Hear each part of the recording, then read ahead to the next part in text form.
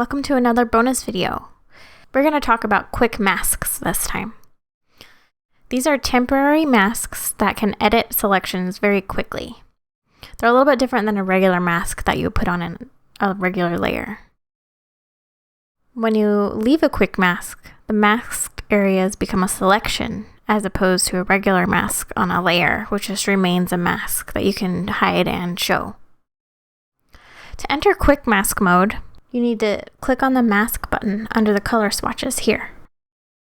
And you can see it's in mask mode because your layer row will change color. To leave it, you just have to click on that one more time. You can also just tap the letter Q, which is always what I do normally. And you just tap Q again to get out of quick mask mode. And as you can see, nothing happened to my image. It's just hanging out, doing its thing. I will show you how to make a quick mask. What I want to do is clean this image up a little bit. You can see there's some jagged edges, and I just kind of want to make it a little bit smoother.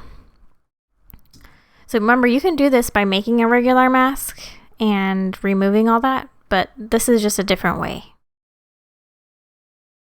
So to edit our settings first, I'll go over these with you. You want to be selected on the layer that you want to quick mask.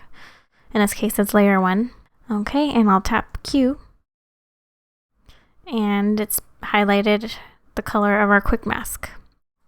To edit the settings of that, you can either double click on this mask underneath the swatches, or you can go into channels. And you'll see that a quick mask channel has popped up. I'll tap Q again, and it's gone. Tap Q one more time, and it's back. So you can double click this, or here. And this brings up a little window. And this might seem a little bit confusing because you don't know what's happening right now, but I will show you what this does. So let's have color. The color will indicate what is masked. And we'll have the color, our mask color, as a pink because it'll stand out from these colors. You don't want to have a mask color that's, green because it will be hard to differentiate between the rest. So just pick a contrasting color that your eyes won't mind looking at. And I like to set the opacity to 50. You don't really want to do 100% ever. If you like it that way, then go for it. But I need to see the image below. So we'll do a test of what happens when it's checked as masked areas. Okay. And before I start, one more thing to note is it works as intended when your foreground and background are black and white, respectively. When you paint with black in the foreground, it adds parts to the mask. And alternatively, when you paint with white in the foreground, it removes parts of the mask. And to switch between those very quickly, you just have to tap X. You'll see how they're switching back and forth. So when you're adding to a mask, make sure that the black is in the foreground or on top. If you paint with gray or any other color, this color, for example, it will give you a somewhat transparent effect, which is useful for feathering or anti-aliasing. But for the most part, I always keep it on black and white. So let's make sure what our settings are. So we're doing masked areas, and our quick mask is on as indicated by this color here. And I'm going to show you what happens. So zoom in. You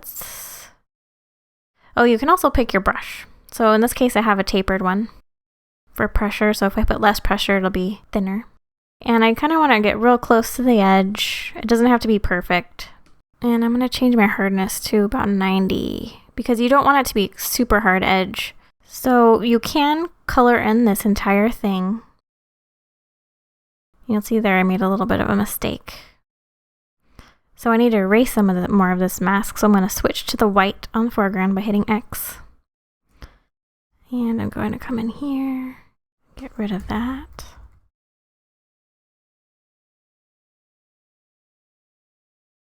Switch it back to black. Okay, you'll notice though I have this entire middle section just blank pretty much. Instead of going in and filling it all, let's switch back to the black on foreground. Instead of filling it all like this, which is not too tedious on this motif, but sometimes you'll have a larger area, like you're zoomed way in, and it's very detailed. this cool thing about quick masks is you can use the magic wand tool. And I like to make sure, this doesn't matter, but I like to be at 15. And make sure contiguous is clicked on. And anti-alias is on, since this is anti-aliased, the mask. And just click in there. Okay, you'll see here it didn't really grab that bit, but. And then, because what I'm about to do will leave some weird pixels in these little areas that are kind of discolored, you go up here, select modify and expand. And maybe 5 pixels. There we go. And then I'm going to click option delete, because option delete fills it with the foreground color. And then I'm going to deselect that and make sure all that's filled. I'm pretty sure that one little section is filled, but for good measure, I just went over it. Okay, so we just masked off that little leaf. And so watch what happens when I click Q again, or leave the quick mask. It becomes a selection. But you'll see here that the outer edges are also selected. So that means if I want to mask this, bloop, it removes the thing I just colored in. So when I leave the quick mask by hitting Q or tapping on this little icon here, you can see that it's just made a nice little selection. But you also see that it has the little marching ants along the outer edges of my document. If that's not what you intended to do, all you have to do is do select inverse or command shift I. And you can then mask off portions. Right, and let's deselect, and I'll show you what happens when we click this. The selected areas will be masked. Do a quick one of these. I'm going to click Q to exit the quick mask. And now you'll see that only this leaf is selected. So for that type of work, you want to stay selected on this selected areas. If you want to color on top of the things that you want to keep. It's just a little easier for your brain, at least my brain, to work that way.